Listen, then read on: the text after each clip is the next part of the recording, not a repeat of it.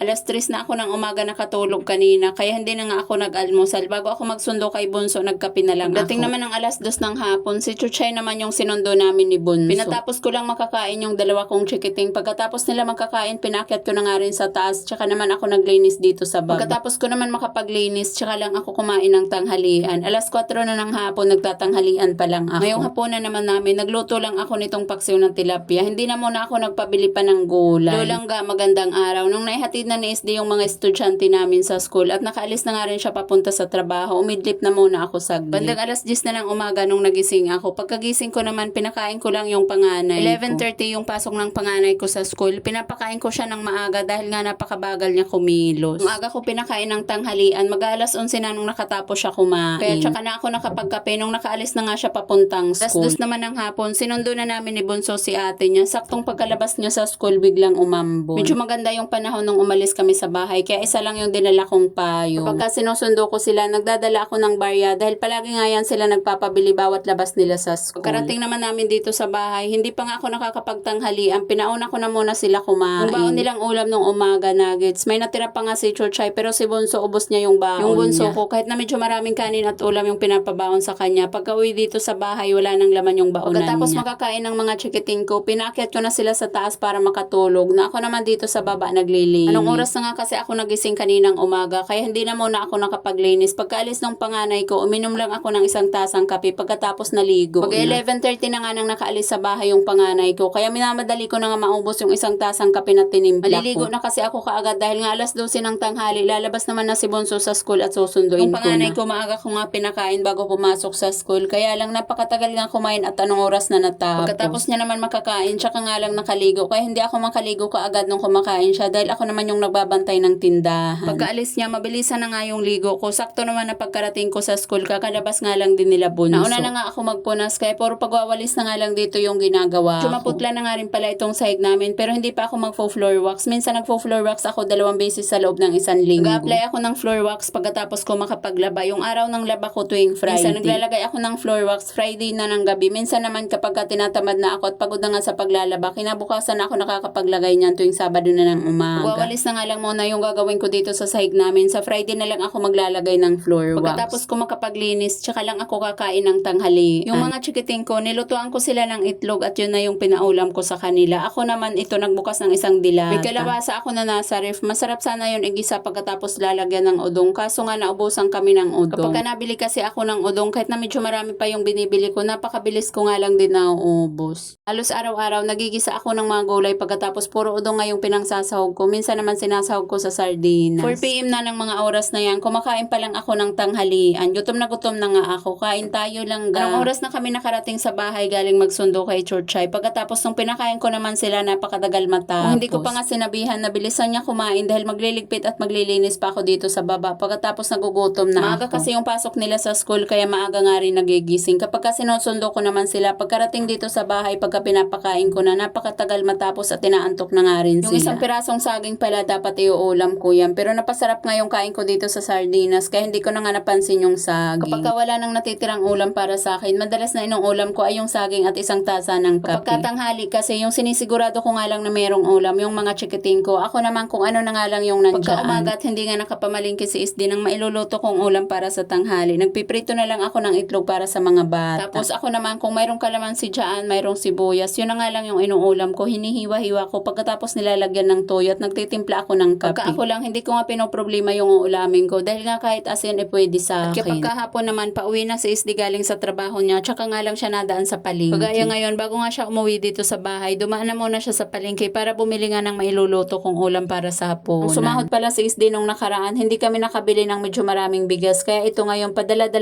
kilo muna yung binibili na. Bumili siya ngayon ng 2 kilo. Bandang alas 6 na nung nakauwi siya dito sa bahay, tsaka nga lang ako nakapagsaing. Bali 1 kilo itong isasaing ko ngayon. Pagkatapos, yung 1 kilong natitira naman, isasaing bukas ni SD. Para sa almusal ng mga estudyante namin at pambaon na nga rin nila. Noon ako na nga muna makapagsaing para habang nag-aantay nga ako na maluto yung sinaing ko, nag-aasikaso naman ako ng uulamin namin. Medyo marami na naman niya itong isdang binili ngayon ng taga-pamalingki ko. 3 piraso itong tilapyang malalaki pagkatapos pinahati niya lang. Tinanong ko nga siya bakit marami itong binili niya ngayon. Dinamihan niya daw para may babaunin siya bukas. Pagdating ng hapunan at pagka may natira pa kaming ulam, kinabukasan niya yung binabaon ni SD. Medyo mahal nga rin kapag bumibili pa siya ng lutong ulam. Kaya malaking bagay na kapag nakakapagbaon siya ng ulam na galing dito sa bahay. Sunod-sunod na nga na nagpiprito ako nitong isda. Kaya ngayon ipapaksiw ko to lahat. Dahil nga medyo marami itong nabili niyang isda, paniguradong may matitira ngayong hapunan at may babaunin siya kinabukasan. Yung mga chikiting ko pala kumakain din ng paksiw. Kaya kapag nagpapaksiw ako ng maliliit na isda, nahihirapan ako maghimay. Yun pa naman yung pinakagusto kong pinapaksiw, yung sobrang maliliit na isda. Kaya kapag gano'n niya yung ulam namin, naghihimay na muna ako ng para sa kanila bago nga kami kumain. Para kapag kakakain na kami, nakahimay na nga yung ulam nila. Gusto ko nga rin pinapaksiw yung tilapia dahil nga hindi gaanong mahirap himayin. Di pa pala naluluto dito yung sinalang kong paksiw, pero sinandokan ko na nga ng kanin yung mga chikiting ko. Pagka may pasok kasi sa school yung mga chikiting ko, gusto ko maaga kami nakakakain ng hapunan para nakakapagpahinga pa sila saglit bago matulog. Bandang mga alas 7 na ng gabi nakakauwi yung panganay ko galing sa school at gusto ko kapag nakakarating siya dito sa bahay, kakain na nga kaagad kami ng hapunan. Lalo at napakababagal nga nila kumain para nakakapagpahinga pa sila saglit bago nga kami matulog. Tinirahan ko pala ng kaunti itong niluto kong paksiw para may pangsabaw yung mga chikiting ko. At hanggang dito na nga lang po muna langga. Maraming salamat sa panonood. God bless everyone. Bye!